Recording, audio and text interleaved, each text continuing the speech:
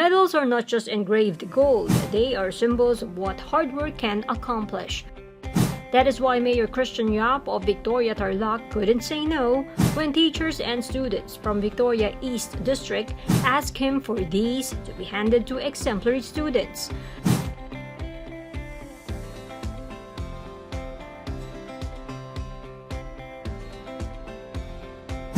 Yap believes that even in the middle of the pandemic, it is still important to give recognition to students who work hard in their studies.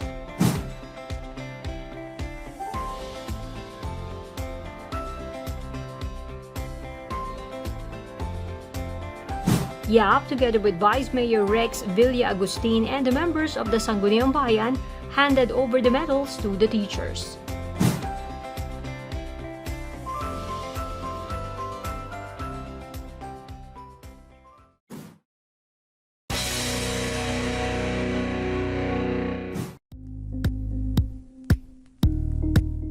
Thank you for watching Politico TV. Please like and subscribe to our channel for more videos.